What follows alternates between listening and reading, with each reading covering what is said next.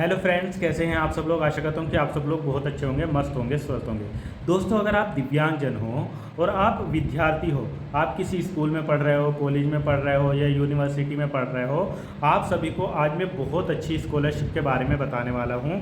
अगर आप इस स्कॉलरशिप के लिए अप्लाई करते हो तो आपको 15,000, 18,000 और 1,00,000 प्लस तक की भी स्कॉलरशिप मिल सकती है, आपकी एजुकेशन के हिसाब से, आपकी फ़ीस के हिसाब से। ठीक है, तो बहुत अच्छी स्कॉलरशिप है ये, इसमें आप लोग अप्लाई ज़रूर करना। मैं इसके बारे में आपको सब कुछ बताने वाला हूँ, कौन सी स्कॉलरशिप है, क्या क्या डॉक्यूमेंट्स लगेंगे, कौन कौन दिव्यांगजन इसका फॉर्म भर सकते हैं, कौन नहीं भर सकते हैं, किन दिव्यांगजनों को मिलेगी, कितनी स्कॉलरशिप मिलेगी, ये सारी चीज़ें मैं आप लोगों को इस वीडियो में बताने वाला हूँ।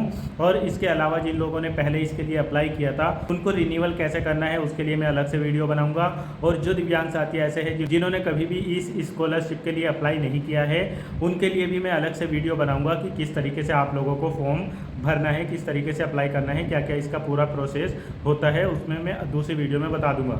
लेकिन इस वाली वीडियो में मैं आपको डॉक्यूमेंट्स वगैरह सब कुछ बता दूंगा और सब कुछ आपको समझा दूंगा कौन सी स्कॉलरशिप है और कितना पैसा वगैरह दिव्यांगजनों को मिलता है और कौन कौन दिव्यांगजन इसमें अप्लाई कर सकते हैं, कब इसके फॉर्म आएंगे, कब तक डेट रहेगी, ये सारी चीज़ें मैं आप लोगों को बहुत अच्छे से बता दूंगा। तो लास्ट तक इस वीडियो को ज़रूर देखना। अगर वीडियो पसंद आएगी तो इसको लाइक भी ज़रूर कर देना और अपने दोस्तों तक शेयर ज़रूर कर देना, ज़्यादा से ज़्यादा ग्रुप में शेयर करना, ताकि आपके दिव्यांग साथी ज़्यादा से ज़्यादा फॉर्म अप्लाई कर सके और ज़्यादा से ज़्यादा दिव्यांगजनों की स्कॉलरशिप आ सके। अगर आप लोग चैनल पर नए हो तो चैनल को सब्सक्राइब भी ज़रूर कर लेना। तो दोस्तों, आज मैं जिस स्कॉलरशिप की बात कर रहा हूँ वो है NSP यानी नेशनल स्कॉलरशिप। ये आप लोगों को सेंट्रल की तरफ से मिलती है, मतलब केंद्र सरकार की तरफ से ये दी जाती है। देखो, एक होती है जो स्टेट लेवल पे मिलती है, एक होती है जो केंद्रीय लेवल पर मिलती है। ठीक है, मतलब सेंट्रल लेवल पर स्कॉलरशिप मिलती है। तो जो स्टेट लेवल की स्कॉलरशिप मिलती है उसमें पैसा कम मिलता है, लेकिन जो सेंट्रल लेवल की NSP मिलती है, जो नेशनल स्कॉलरशिप होती है वो मिलती है, उसमें पैसा ज़्यादा मिलता है। ठीक है, तो नेशनल स्कॉलरशिप के जो फॉर्म आते हैं वो जुलाई के लास्ट तक आ जाते हैं, अगस्त के पहले वीक तक ही आ जाते हैं। जो टॉप क्लासेस में होते हैं उनके रिन्यूअल करने के तो फॉर्म आ गए हैं, मतलब जो टॉप क्लासेस में हैं और उन्होंने पिछले साल इस स्कॉलरशिप का फॉर्म भरा था, उनकी स्कॉलरशिप भी आ भी गई है। अब उनको रिन्यूअल करना है तो उनके लिए रिन्यूअल करने के लिए पोर्टल ओपन हो गया है। लेकिन अभी जो प्री या पोस्ट मैट्रिक वाले हैं उनके लिए डेट अभी नहीं आई है।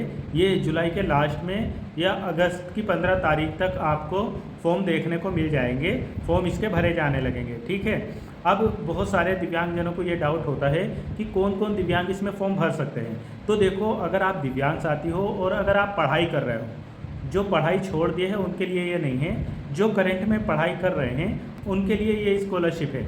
आप चाहे विजुअली इम्पायर्ड हो, चाहे लोकोमोटर डिसेबल्ड हो, चाहे आप इंटेलेक्चुअल डिसेबल्ड हो, चाहे आप HA वाले हो, मतलब कोई भी दिव्यांग हो, A to Z कोई भी दिव्यांग हो, सभी इसका फॉर्म भर सकते हैं। जो भी पढ़ाई कर रहे हैं सभी को ये स्कॉलरशिप मिलती है। ठीक है, अब अगली बात आती है कि इसमें पैसा कितना मिलता है। तो देखो दोस्तों, जो नेशनल स्कॉलरशिप होती है उसमें आपकी फ़ीस के हिसाब से 2 गुना या 3 गुना तक पैसा आपको मिल जाता है। मान लीजिए कहीं पर आपकी 10,000 रुपये फ़ीस लग रही है अगर पढ़ाई में, तो आपको 20 से 22 या 24,000 रुपये स्कॉलरशिप के रूप में मिल जाएंगे आराम से। या अगर आपकी कहीं पर 50,000 रुपये फ़ीस लग रही है तो आपको 1,00,000 से ज़्यादा या 80,000 तक भी आपको पैसा मिल जाता है इसमें। मतलब आपकी जो पढ़ाई में पैसे लगते हैं, अगर आप हॉस्टल में भी रहते हैं तो हॉस्टल में जो पैसा लगता है सबको मिलाकर उसका 2 गुना या 3 गुना पैसा आपके अकाउंट में आ जाता है। अब यही बात आती है कि ये फॉर्म कब तक भरे जाएंगे।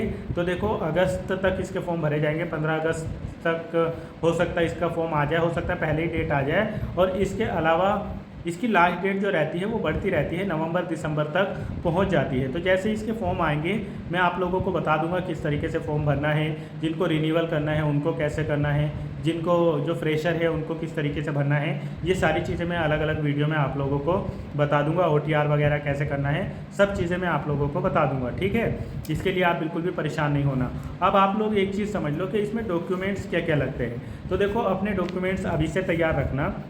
सबसे पहले तो आपके पास में आधार कार्ड होना चाहिए, जो मोस्टली सभी लोगों के पास में होगा।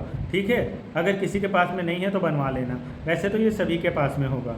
इसके अलावा आपकी जो फ़ीस रसीद होती है, जो आप कॉलेज में अपनी फ़ीस जमा करते हो, वो जो फ़ीस रसीद होती है वो भी लगती है, इसको अपलोड भी किया जाता है। इसके अलावा आपका इनकम सर्टिफिकेट लगता है। अब बहुत सारे दिव्यांग साथियों को ये डाउट होता है कि इनकम सर्टिफिकेट हम किसका लगाएं। तो देखो, अगर आपका अपना बना है तो अपना भी लगा सकते हो, लेकिन जब इसके फॉर्म आते हैं तो उसमें लिखा होता है कि पेरेंट्स की इनकम। तो पेरेंट्स का अगर आपके बना है इनकम सर्टिफिकेट तो आप पेरेंट्स का लगा सकते हो, लेकिन कई सारे दिव्यांग साथियों ने अपना भी लगाया तो उनकी तब भी स्कॉलरशिप आ गई थी। तो आप दोनों में से किसी का भी लगा सकते हो, लेकिन ज़्यादा बेटर है कि अपने माता पिता में से किसी एक का लगाइए, जिसका भी बना हो। फिर इसके बाद आपकी कास्ट क्या है, आपका कास्ट सर्टिफिकेट क्या है, जात प्रमाण पत्र जो होता है वो भी लगता है। हालांकि ये फॉर्म भरते हुए अपलोड नहीं होता, लेकिन जब आप फाइनल प्रिंट निकालते हो और उसको कॉलेज में ले जाते हो, वहाँ पर जमा करते हो, तो वहाँ पर ये आपसे मांगा जाता है, निवास भी मांगा जाता है और इनका सत्यापन वगैरह भी मांगा जाता है, ठीक है। इसके अलावा अगर आप डिसेबल्ड है तो आपका डिसेबल्ड सर्टिफिकेट भी चाहिए होता है, आपकी यूडीआईडी कार्ड जो है वो भी चाहिए होता है। इसके अलावा आपकी अपनी ईमेल आईडी होनी चाहिए और आपका अपना मोबाइल नंबर होना चाहिए जो एक्टिव हो, जो चल रहा हो। तो ये सारी चीज़ें इसमें लगती है। आपके पास में यूडीआईडी कार्ड ज़रूर होना चाहिए, क्योंकि जब आप इसका फॉर्म भरते हो तो उसमें यूडीआईडी नंबर डालना होता है, और जब उसको यूडीआईडी नंबर डाल के आप आगे बढ़ते हो तो वो अपने आप आपकी डिटेल ले लेता है, मतलब आपकी डिसेबिलिटी क्या है, कितने % है, क्या डिसेबिलिटी है, ये सब वो अपने आप पोर्टल से ले लेता है। एक चीज़ और, आपके जो आधार में आपकी हाई स्कूल की मार्कशीट पर जो नाम है वही आपका यूडीआईडी कार्ड में भी नाम होना चाहिए, वरना इसका फॉर्म भरने में दिक्कत आ जाती है। तो अगर आपके नाम में कहीं गलती है, जैसे अगर आपका आधार पे नाम कुछ और है और आपकी मार्कशीट पे नाम कुछ और है और यूडीआईडी कार्ड पे नाम कुछ और है, तो उसमें आपको दिक्कत का सामना करना पड़ सकता है, आपके फॉर्म का प्रोसेस आगे नहीं बढ़ेगा, ठीक है। तो सब जगह पर आपका नाम जो है वो सेम होना चाहिए, जैसा यूडीआईडी कार्ड में है वैसा ही आपके हाई स्कूल में होना चाहिए, वैसा ही आपका आधार कार्ड पे होना चाहिए। तो आपके ज़्यादा चांस होते हैं कि आपकी स्कॉलरशिप आ जाती है। बहुत जनों को तो दिक्कत होती है जब वो फॉर्म भरते हैं और उनका यूडीआईडी पे जो नाम होता है वो मार्कशीट पे नहीं होता, और जब वो फॉर्म भरते हैं तो उसमें उनको दिक्कत आती है, पोर्टल पर उनकी डिटेल नहीं आती है जब वो यूडीआईडी नंबर डाल के आगे बढ़ते हैं तो काफ़ी दिक्कतों का सामना करना पड़ता है।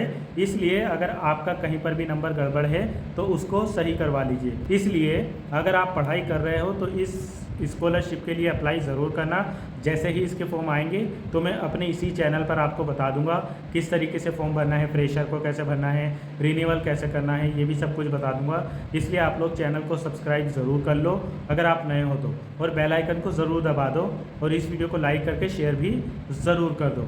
बाकी अगर आपकी कोई भी क्वेरी है इससे रिलेटेड तो आप पूछ सकते हो, बाकी तो सब कुछ मैं आप लोगों को बताऊंगा ही। अगर आपने पहले से ही OTR कर रखा है तो फिर कोई दिक्कत नहीं है, फिर तो फॉर्म भरने में आसानी रहेगी, बहुत जल्दी भर जाएगा, ठीक है। तो चलो फिर मैं मिलूंगा किसी और वीडियो में। Thank you so much.